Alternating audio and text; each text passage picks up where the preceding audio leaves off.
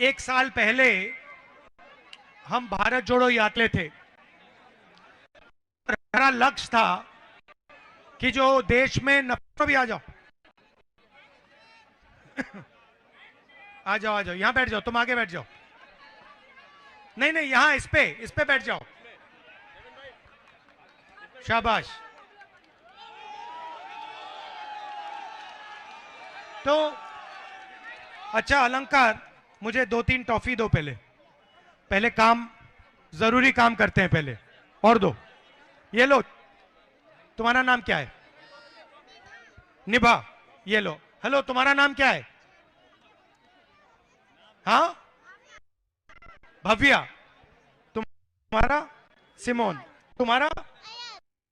तो मेरे सर पे आज 4 बच्चे बैठे हुए हैं ऊपर, दिख रहे हैं आप सबको? तो ये हमारे देश के भविष्य हैं। भविष्य है या नहीं? अरे भाई थोड़ा से। तो हम भारत क्यों? क्योंकि हम इनके लिए एक ऐसा देश चाहते हैं जहां नफरत, हिंसा ना हो। और ये आप इनको, जैसे आपके बेटे हैं बेटियां हैं, उनके जैसे देखो। तो आज हो क्या रहा है?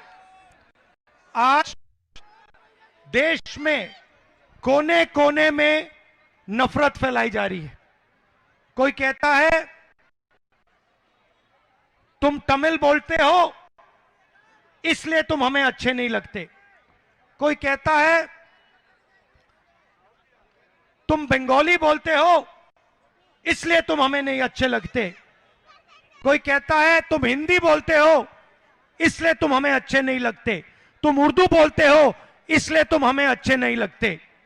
या फिर तुम जम्मू कश्मीर के हो इसलिए तुम्हें हम अच्छे नहीं लगते।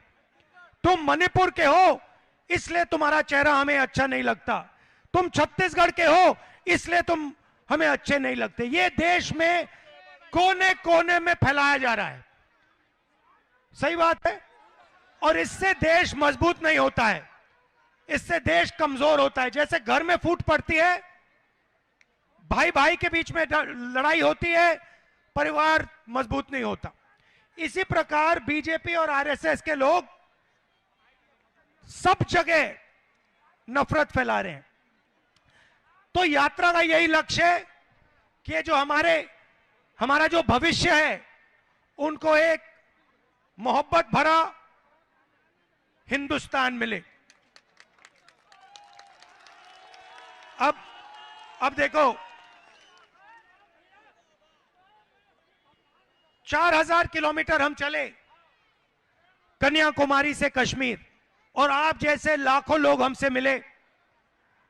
और मुझे क्या पता लगा कि इस देश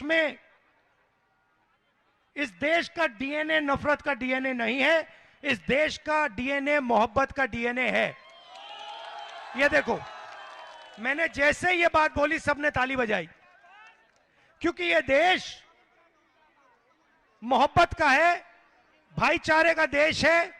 इसमें अलग अलग तरीके के लोग रहते हैं, अलग जात के लोग, अलग सोच के लोग, और सब मिलकर प्यार से रहते हैं। अब पिछले साल क्या हुआ, बहुत सारे लोग हमारे पास आए, उन्होंने कहा देखिए आप कन्याकुमारी से कश्मीर चल लिए, 4000 किलोमीटर आप लोगों से मिले, लोगों से आपने बात की, उनकी जो मुश्किलें हैं वो समझी, मगर आप छत्तीसगढ़ तो नहीं आए, आप मणिपुर तो नहीं आए, आप साउथ से नॉर्थ चले, मगर मणिपुर, नॉर्थ ईस्ट, उड़ीसा, छत्तीसगढ़, झारखंड इधर तो आए नहीं। इसलिए हमने दूसरी भारत जोड़ो यात्रा शुरू से लेकर महाराष्ट्र, और इसलिए मैं आपके आज सामने खड़ा हूं। अब इसमें हमने न्याय सब जोड़ दिया। हमने इसको भारत जोड़ो न्याय यात्रा कहा है। क्यों? क्योंकि हमें पता लगा जो हिंसा, नफरत फैल रही है वो अन्याय के कारण फैल रही है। अगर आप मुझसे पूछते कि पहली भारत जोड़ो यात्रा में आपने क्या समझा, तो मैं आपको बताऊं, बीजेपी फैला रही है, उसका कारण देश में अन्याय है। किस प्रकार का अन्याय? आर्थिक अन्याय, सामाजिक अन्याय, किसानों के खिलाफ अन्याय, मजदूरों के खिलाफ अन्याय, महिलाओं, ये 5 तरीके के अन्याय देश में आपको सब जगह मिलेंगे। आप भाषण देने से डरती तो नहीं हो ना? घबराती तो नहीं हो ना? अच्छा, आप थोड़ा, अब मुझे आप बताओ, आप न्याय के हिंदुस्तान में रहना चाहती हो? नहीं, न्याय चाहती हो या अन्याय चाहती हो? मैं न्याय चाहती हूँ। आप हिंसा का हिंदुस्तान चाहती हो, नफरत का हिंदुस्तान चाहती हो, या मोहब्बत का हिंदुस्तान चाहती हो? मैं मोहब्बत का हिंदुस्तान चाहती हूँ। आप मोहब्बत का हिंदुस्तान क्यों चाहती हैं? क्योंकि मुझे अपने भारत देश से बहुत प्यार है। ये देखो कि देखो कितनी मैं अपने देश में नफरत नहीं चाहती हूं, क्योंकि मैं अपने देश से प्यार करती हूं। तो कितनी साल की हो तुम बेटा? 10 साल की बच्ची ने कहा कि जो लोग देश में नफरत फैलाते हैं वो देश प्रेमी नहीं है। ये देखिए, इसने सीधा कह दिया 2 मिनट में। अच्छा, अब मुझे बताओ, बड़ी होके क्या बनना चाहती हो? मैं बड़ी होके एक पुलिस ऑफिसर बनना चाहती हूँ। और आप बड़ी होके क्या बनना चाहती हो? डॉक्टर। डॉक्टर। और आप क्या करना चाहते हो? मैं आर्मी बनना चाहता हूँ। आर्मी बनना चाहते हो? आर्मी में जाना चाहते हो? जाना चाहता हूँ। आपने अग्निवीर योजना का नाम सुना है? हाँ। सुना है? हाँ। समझाओ मुझे, ये अग्निवीर क्या है? फंस गए, मैं समझाता हूं तुम्हें। घबराना नहीं है यहां पे, ये तुम्हारा घर है, ठीक है? ये तुम्हारा परिवार है ये। तो मैं तुम्हें अग्निवीर समझाता हूं। इधर देखो, पहले क्या होता था? पहले तुम्हारे जैसे बच्चे कहते थे मैं आर्मी में जाना चाहता हूं, और आर्मी उनका सिलेक्शन करती थी और फिर उनकी रक्षा करती थी, उनकी देखभाल करती थी। पूरी जिंदगी के लिए आर्मी उन लोगों की रक्षा करती थी। सही? अब अग्निवीर योजना मोदी जी लाए हैं, बीजेपी लाई है। उसमें उन्होंने कहा कि हम 4 साल के लिए युवाओं को सेना में लेंगे। 4 साल के बाद 3 में से 4 बच्चों को, युवाओं को हम वापस घर भेज देंगे। उनकी कोई रक्षा होगी, उनकी कोई देखभाल नहीं होगी। जो 4 में से 1 सेना में रहेगा उसकी हम देखभाल करेंगे। अब मजे की बात समझो, अगर अग्निवीर को चाइना बॉर्डर पे गोली लग जाती है और अगर वो शहीद हो जाता है तो अग्निवीर को शहीद का दर्जा नहीं दिया जाएगा। समझे बेटा? समझे? तो क्या हुआ है, तुम्हारे जैसे जो बच्चे ट्रेनिंग करते थे, 1,50,000 बच्चों ने ट्रेनिंग की, ठीक है? 5 साल उन्होंने, जैसे तुम रनिंग करोगे, तुम वेट लिफ्टिंग करोगे, उन्होंने किया 5 साल। अरे जोर से बोल यार। सर, मैं 100 मीटर की रेस को 1 मिनट में कंप्लीट करता हूँ। अच्छा, और सुनो, और कितनी रनिंग करते हो दिन में? सर, अभी पापा बाहर गए इसलिए मैं नहीं कर रहा हूँ। अच्छा, तो सुनो, तो तुम्हारे जैसे बच्चे रनिंग करते थे, 5 साल उन्होंने, 1,50,000 ने रनिंग की, उनकी आर्मी में भर्ती हो गई, और फिर पहली बार हिंदुस्तान के इतिहास में आर्मी ने उन्हें कहा कि हम तुम्हें नहीं लेंगे। 1,50,000 युवा देश में भटक रहे हैं, उनकी भर्ती हो गई थी, कहा गया है कि तुम्हें हम नहीं लेंगे, ना तुम्हें हम आर्मी में लेंगे, ना तुम्हें हम अग्निवीर योजना में लेंगे, तुम जानो तुम्हारा काम जाने। तुम्हारे अंदर ये जो भावना थी, देशभक्ति की भावना थी, उसके बारे में हमें कोई इंटरेस्ट नहीं है। ये हिंदुस्तान की सेना ने, हिंदुस्तान की सरकार ने 1,50,000 युवाओं को मैसेज दिया है। और मैंने उनसे क्या कहा, मेरे से मिले, मेरे सामने रोए, मैंने उनसे कहा तुम घबराओ मत, 1,50,000 युवा तुम जिनको आर्मी ने बाहर फेंका है, तुम घबराओ मत, हम तुम्हारा मुद्दा उठाएंगे और या इलेक्शन दिलवाएंगे या फिर तुम्हें आर्मी में भर्ती करवा के दिखाएंगे। अब ये है अन्याय। भाइयों और बहनों, अच्छा तुमसे पूछते हैं, अगर किसी ने 5 साल किसी चीज के लिए काम किया, दिल से काम किया, अपना खून पसीना दिया, सेना में जाने के लिए उसने 5 साल काम किया, और फिर अगर उसको सेना में नहीं जाने दिया, यह अन्याय है? अन्याय किया गया ना उसके साथ, उसके खिलाफ अन्याय है। तो इस प्रकार का अन्याय के खिलाफ यह यात्रा चल रही है। अब मैंने आपको आर्थिक अन्याय के बारे में बताया, आर्मी के बारे में बताया। अच्छा, एक और अन्याय के बारे में बताना चाहता हूं। आर्मी में सेना को कहा जा रहा है कि देखो तुम्हें हम अग्निवीर बनाएंगे और तुम्हें शहीद का दर्जा नहीं मिलेगा। मतलब आर्मी के अंदर 2 कैटेगरी के जवान बना दिए, एक अग्निवीर, एक दूसरा। ठीक है,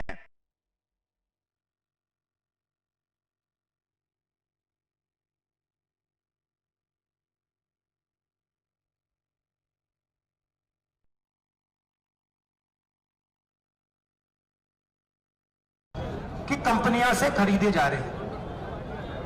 आप ये बात जानते हो? नहीं। हिंदुस्तान ने ड्रोन खरीदा, कॉन्ट्रैक्ट अडानी जी की कंपनी को गया। हिंदुस्तान ने राइफल खरीदी, कॉन्ट्रैक्ट अडानी जी की कंपनी को गया। हिंदुस्तान पहले राइफल बनाता था, ऑर्डिनेंस फैक्ट्री बनाती थी, उधर से कॉन्ट्रैक्ट, पब्लिक सेक्टर यूनिट से कॉन्ट्रैक्ट छीनकर अडानी जी की कंपनी को दिया गया। लिस्ट है भैया, एक के बाद एक, एक के बाद एक, एक के बाद एक। अडानी को हिंदुस्तान की रक्षा के लिए जो वो सारा का सारा सारे के सारे कॉन्ट्रैक्ट अडानी जी को दिए जा रहे। मैंने इसके बारे में भाषण दे दिया, पार्लियामेंट हाउस में मैंने दे दिया भाषण। मुझे पार्लियामेंट से हटा दिया, मेरी लोकसभा की मेंबरशिप रद्द कर दी, मेरा घर ले लिया। मैंने उनसे कहा देखो घर ले लो, मुझे कोई फर्क नहीं पड़ता, ले लो अपना घर, मुझे नहीं घर चाहिए। मेरे पास हिंदुस्तान में लाखों घर हैं, छत्तीसगढ़ में लाख घर हैं। मेरा घर छत्तीसगढ़ के हर नागरिक के दिल के अंदर है, मेरे को कोई घर की जरूरत नहीं। तो ये देखो, ये हुआ आर्थिक अन्याय। अब मैं आपको सामाजिक अन्याय के बारे में बोलना चाहता हूं।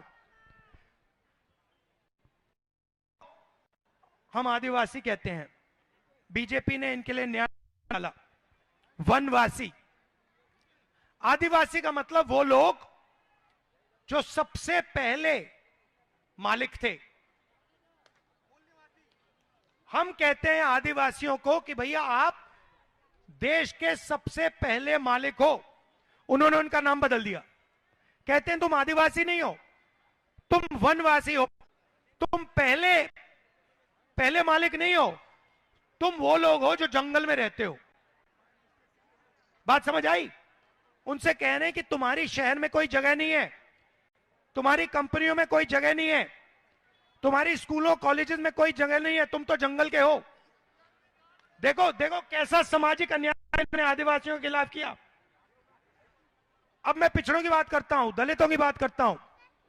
तुम भी आ जाओ बेटा, स्मार्ट लग रहे हो। भविष्य की टीम बैठी हुई है मेरे साथ। हाँ, हाथ मिलाओ, ये लो।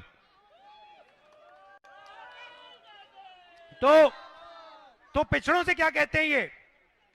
मैंने कहा पार्लियामेंट हाउस में, कहा देखिए ऐसे करते हैं, देश को पता होना चाहिए इस देश में दलित कितने, आदिवासी कितने, पिछड़े कितने। ये क्यों जरूरी है भैया? ये क्यों पता होना चाहिए, बताओ मुझे। नहीं नहीं, आप नाम क्या आपका? आप पिताजी, आप मुझे बताओ कि ये पता लगाना कि इस देश में पिछड़े कितने हैं, दलित कितने हैं, आदिवासी कितने हैं, जनरल कास्ट के कितने, ये जरूरी क्यों है?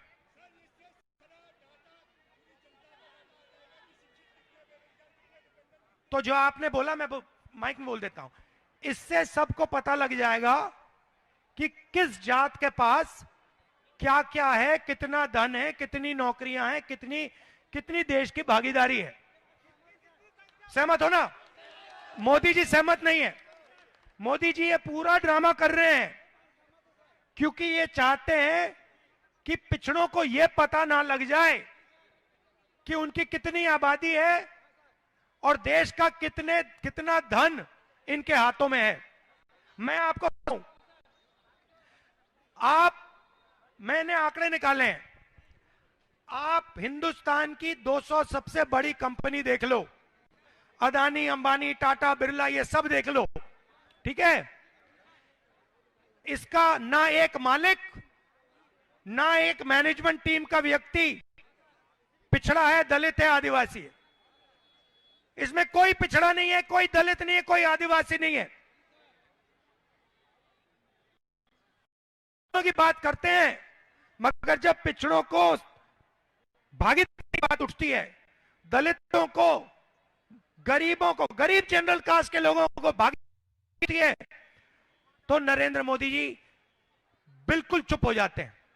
मैंने कहा कि जाति जनगणना करवानी है। नरेंद्र मोदी जी कहते हैं भैया इस देश में तो जाति नहीं है, सिर्फ दो जाते हैं, एक गरीब है, एक अमीर है। पहले कहते थे मैं ओबीसी हूं, मैं नरेंद्र मोदी हूं, मैं ओबीसी हूं, आप कहते हैं दो ही जाते हैं। क्यों? क्योंकि राहुल गांधी ने कहा कि जाति जनगणना होनी चाहिए, पता लगाना चाहिए पिछड़े कितने, दलित कितने, आदिवासी कितने। तो यह हुआ सामाजिक अन्याय। किसानों की बात आपने देखी है। अब मैं आपसे सवाल पूछता हूं, आप जानते हो कि देश के किसान, हरियाणा, पंजाब के किसान आज दिल्ली के, मालूम है,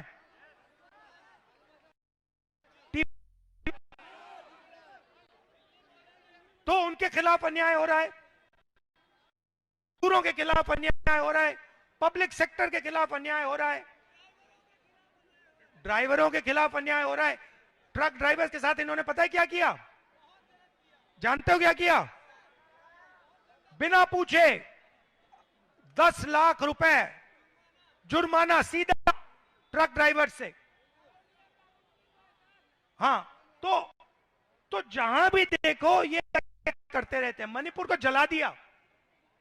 भाइयों और बहनों, में मणिपुर गया, वहां पे आग लगी हुई है, वहां पे भाई भाई को गोली मार रहा है, कोई सरकार नहीं दिख रही वहां पे, और प्रधानमंत्री आज तक मणिपुर नहीं गए।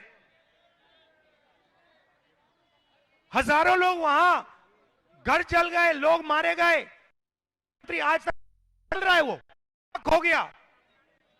मैं आपको बताता हूं, मैं गया वहां पे, एक मेती और एक कुकी समाज है। अब हिंदुस्तान, मणिपुर की हालत आप समझो, एक कुकी समाज है, एक मेती समाज है, इनको बीजेपी ने इनमें आग लगा दी। मैं गया, कोई राजनेता वहां नहीं गया, वहां गोली चल रही है, मैं वहां गया, सरकार ने कहा देखिए रिस्क है, गोली लग जाएगी, मैंने कहा लगने दो, मैं देखता हूं, ठीक है। उसके बाद मैं गया, ठहर जाओ, मैं गया, मेती समाज ने मुझे बुलाया और कुकी समाज ने मुझे बुलाया। सुनो, डिस्टर्ब मत करो। मेती समाज ने बुलाया, कुकी समाज ने बुलाया। जैसे ही मैं मेतियों के पास गया, उन्होंने कहा देखिए आपको हम चाहते हैं, मगर ये सिक्योरिटी वाले दिख रहे हैं, अगर आपकी सिक्योरिटी में कुकी समाज का हमें कोई मिल गया तो हम उसे वहीं गोली मार देंगे। हमने अपनी सिक्योरिटी में से कुकी समाज के लोगों को निकाला, फिर हम अंदर गए। उसके बाद उनके मिलने के बाद हम कुकी समाज के पास गए, उन्होंने भी हमें बुलाया। जैसे हम उनके पास पहुंचे वो हमें कहते हैं देखिए आप आइए, मगर आपकी सिक्योरिटी में मेते समाज का कोई मिला उसे हम गोली से उड़ा देंगे, आप मेते समाज के लोगों को अपनी सिक्योरिटी से उतारो। हमने मेते समाज के लोगों को अपनी सिक्योरिटी से उतारा, तब हम अंदर गए। मतलब सरकार का वहां कोई कंट्रोल नहीं है, कोई कंट्रोल नहीं है। वहां पे सिविल वॉर युद्ध चल रहा है। ना मोदी जी गए, ना बीजेपी का वहां कोई नेता जा पा रहा है। आग लगी हुई है। क्यों? क्योंकि औरत फैला दी, एक दूसरे को लड़ा दिया, जला दिया। और ये काम ये राजनीति करते हैं, क्योंकि आस्ती का पैसा है जो आप दे रहे हो वो आपके जेब में से लोगों के जेब में चला जाए। आपका नाम क्या है? ये जो हाँ आपका नाम प्रवीण गुप्ता। ये आपने शर्ट खरीदी ना? प्रवीण गुप्ता जी आप खरीदी, ये कितने की खरीदी आपने? 340 रुपए की खरीदी। नहीं लगा, आपके जेब से गया। सही बात है। अब मुझे बताओ गुप्ता जी, अगर यही शर्ट अदानी जी ने खरीदी होती, उनके जेब में से कितना जीएसटी जाता? उतना ही आता जितना आपके जेब से गया ना। ये न्याय है या न्याय है? आप अरबपति थोड़ी हो। आपके जेब में से जितना जा रहा है उतना अदानी की जेब में से जा रहा है। आप टैक्स भर रहे हो, जीएसटी भर रहे हो, सारे के सारे गरीब से गरीब व्यक्ति। गुप्ता जी तो दुकान चलाते हैं, अक्षय गुप्ता जी दुकान चलाते, थोड़ा पैसा है इनके पास। मगर अगर मजदूर, देश का सबसे गरीब मजदूर यही शर्ट खरीदे, उसके जेब में से भी 18% जाएंगे। ये अन्याय हो रहा है। और वो अगर ठीक है, अगर पैसा गुप्ता जी की दुकान को चलाने के लिए जाता और गुप्ता जी अगर 10, 15, 20 लोगों को रोजगार दे पाते तो वो अलग बात। यहां क्या हो रहा है, सारे के सारे लोगों से पैसा जा रहा है अदानी जी की जेब में। भैया मुझे फोन देना है, ये फोन जो है ना चाइना का है, ठीक है। इस फोन को यहां हिंदुस्तान में अंबानी जैसे व्यक्ति ने बेचा है। सही? अब देख लो, अंबानी ने बेचा है, अदानी ने बेचा है। इस फोन से चाइना के युवाओं को रोजगार मिला। इस फोन से हमारे एक भी मैं देखता हूं इसे, मेड इन रिकॉर्डिंग चालू है, शाबाश। इसमें ये मेड इन चाइना फोन है, इससे चाइना के युवाओं को रोजगार मिला। अंबानी को पैसा मिला और चाइना के युवाओं को पैसा मिला। चाइना के प्रोडक्ट को अंबानी ने इधर बेचा और उसको पैसा मिला, दोनों को। मैं चाहता हूं कि सबसे पहले ये जो फोन बने, ये छत्तीसगढ़ में बने, यहां पे, ठीक है। और ये गुप्ता जी जो बैठे हैं, एक दिन ये सोचे कि यार मैं अब दुकान चलने से थक गया हूं, मुझे दुकान नहीं चलानी, मुझे सेलफोन बनाना है। और ये एक दिन सेलफोन की फैक्ट्री खोले और हिंदुस्तान के बैंक इनको बैंक लोन दें और ये चाइना से कंपटीशन करें। आज अगर ये सपना देखें कि ये बैंक से मतलब सेलफोन बनाने के लिए पैसा लेना चाहते हैं, इनको धक्के मार के बैंक बाहर फेंक देगा, कहेगा भैया हम तो अदानी को पैसा देते हैं, आपको नहीं देंगे। तो ये चल रहा है देश में। अब दुख की बात क्या है कि मीडिया में आपको यह नहीं दिखेगा, किसान मर जाए, छोटे व्यापारी मर जाए, छोटे बिजनेस वाले मर जाए, मजदूर मर जाए, आपको मीडिया में नहीं दिखेगा। मीडिया में आपको क्या दिखेगा? अदानी जी के बच्चों की शादी, अंबानी जी के बच्चों की शादी, उसमें आपको ऐश्वर्या राय जी नाचती हुई दिखेंगी, अमिताभ बच्चन जी वहां पर दिखेंगे, आपको वर्ल्ड कप दिखेगा। सही बात है, आपको वर्ल्ड कप दिखेगा, वर्ल्ड कप में क्रिकेट चलेगा, वो भी भैया अडानी का अंबानी का। तो सब जगह आपको ये बड़े बड़े उद्योगपति, 3-4 बड़े बड़े उद्योगपति दिखेंगे। आपको चाइना का पूरे देश में माल दिखेगा, आपको बेरोजगारी दिखेगी, आपको भूखे लोग दिखेंगे, आपके छोटे बिजनेस वाले वो सब खत्म हो रहे हैं। डिमोनेटाइजेशन, जीएसटी जो किया, इसलिए भाइयों और बहनों हम सीधा आपके पास आ गए।